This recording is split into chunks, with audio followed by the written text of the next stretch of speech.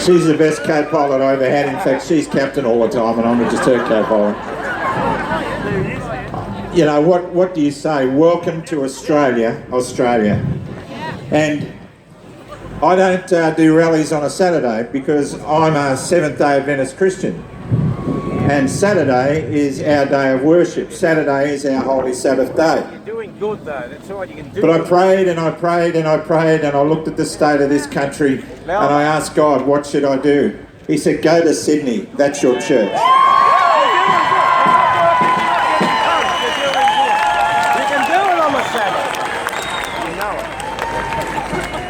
it. Thank you for being my church.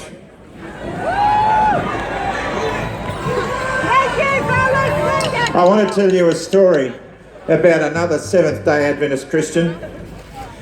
He was an American, a young man from the Midwest, a slightly built, insipid young man who came from a rough childhood, just like me. And when war came and the Japanese invaded Pearl Harbor, he said, I have to go and fight, but I cannot hold arms. So he joined the army in the hope that he would become a combat medic. And the army put him through drill.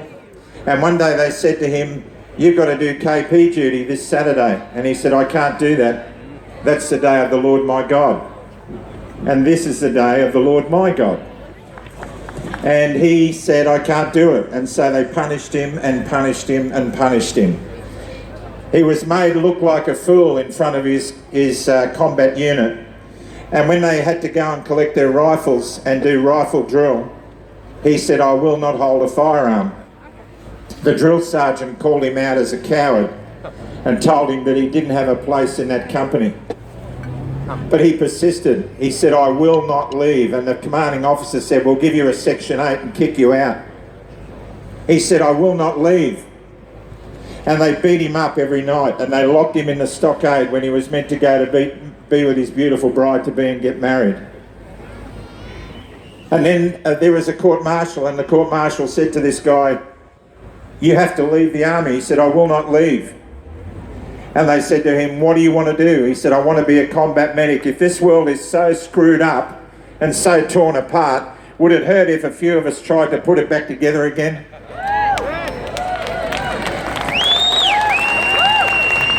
And they said to him, all right, on your head be it. So he never held a weapon. They gave him a first aid kit and a helmet with a red cross on it, and they sent him to Okinawa. That man's name was Desmond Doss. And Desmond Doss was sent with his unit to reinforce Hacksaw Ridge. You've seen the movie, Hacksaw Ridge. They climbed 150 feet up rope ladders to reinforce a unit up there that had been tortured and decimated by Japanese defending their homeland, like we are now. And when they got up the top, they saw unspeakable horror, and they were met with withering fire. And as men were falling, riddled with bullets and blown to pieces, Desmond went to every one of them and he injected them with morphine and he covered them with sand. And they said, Desmond, don't let me go. Don't leave me here. And he said, don't worry, I'll come back for you. And that afternoon, they were really badly defeated and they had to retreat and go back down the cliff face. And when they got to the bottom, they said, where's Desmond? And they said, he's still up there. And that night, when it got dark, he went out to one of the first guys that he buried. He dug him up and he dragged him back to the edge of the cliff and he tied a rope around his shoulders and he lowered him to the ground. And medics were waiting at the bottom and they took this guy to the aid station. They said, how did this guy get down? They said, must be Doss. That night, he lowered 75 men to the ground. Wow. 75 men. Japanese and American. And he had no skin left on his hands. And he was exhausted. And as he was lying there wondering if he'd got them all, he looked at God and he said, God, just one more. Just one more. And he went back and he found another. Desmond Doss was awarded the highest medal for bravery in the world, the Congressional Medal of Honor. And he never held a rifle. And he was a conscientious objector, just like you. Just like you. I dare to be Desmond. I want you to dare to be Desmond. Give me a cry out if you'll be Desmond with me. Just one more. Just one more.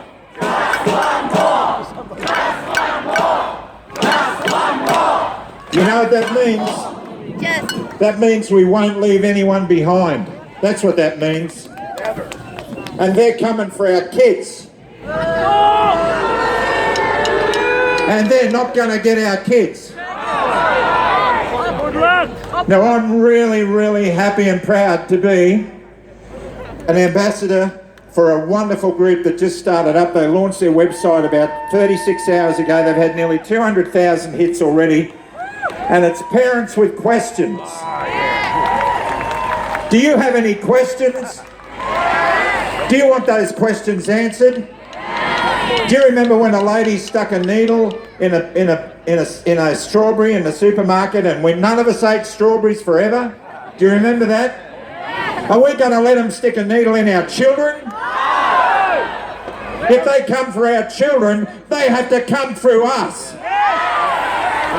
And if they come for our original sovereign people, they have to come through us. I serve God first. I serve Michelle and my children second. And I serve Australia third. And I spoke to a friend of mine who's a pilot with Qantas the other day, who said, I couldn't hold out anymore, Hoodie, I hope you can forgive me. And I said, of course, it's not about whether you've been jabbed or not. And it isn't. It's about freedom. We're not anti-vaxxers. But I said to him, how did you feel when you had it? He said, I felt like I was raped. What does that make the board of Qantas and the corporations and the governments who are coercing us? Rapists. And they've lowered the age of consent in Australia to 12. 12 years old. There are 2 documents that this country demands to see, Prime Minister. The first one is the contract you signed with Pfizer. What have you given away to these mongrels? We demand to see it.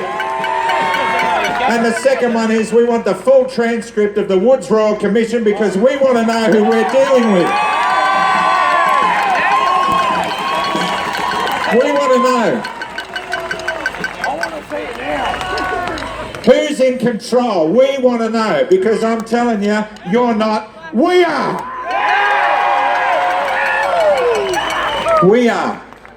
Also launching in a couple of days' time, in fact probably now, is a wonderful website with amazing Australians and international celebrities on it. It's called voicesforchoices.life. You will be amazed. You will see hundreds of celebrities from around the world gradually sharing their story and speaking out. And I've been Zooming with them for weeks, and they are incredible Australians, and you love them all, and your kids love them all, and they're going to stand up and they're saying, not our kids. I want to shout out to all the Hoodies Helpers. Are there any Hoodies Helpers out there? Hoodies Helpers is helping thousands of people. There's a branch starting up in the UK this week.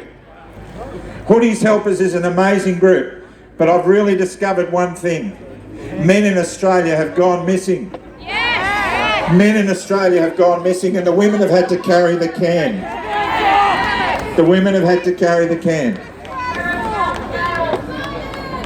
So it's time. So I'll be working on setting up a group called Hoodies Heroes, and it's about getting men back into their rightful role, where women feel safe and protected, and so do their children. Men, it's time to stand up. It's time to stand up. It's time to reclaim the line. It's time to hold the line, and it's time to kick these mongrels out. They collected the crippled, the wounded and maimed, and they shipped them back home to Australia. The armless, the legless, the blind and insane. all the brave wounded heroes of Suvla. And as the ship pulled into Circular Quay, I stared at the place where my legs used to be. I thank Christ there was nobody waiting for me to grieve and to moan and to pity. And the band played Waltzing Matilda as they carried us down the gangway. And nobody cheered, they just stood there and stared, and then turned their faces away. And now every April I sit on my porch and I watch the parade pass before me. I see my old comrades, how proudly they march, reliving old dreams and past glories. But the old men march slowly, their bones stiff and sore. They're tired old men from a tired old war. And the young Aussies asked, what are they marching for? And I asked myself the same question. And the band played Waltzing Matilda, and the old men, they answered the call. And year after year those old men disappear. Soon no one will march there at all. Waltzing Matilda, Waltzing Matilda, you come a waltzing Matilda with me.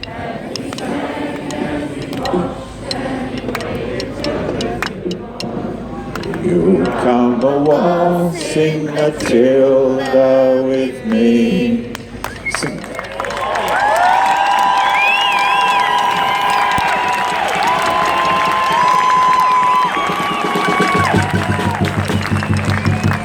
Since I started this journey in September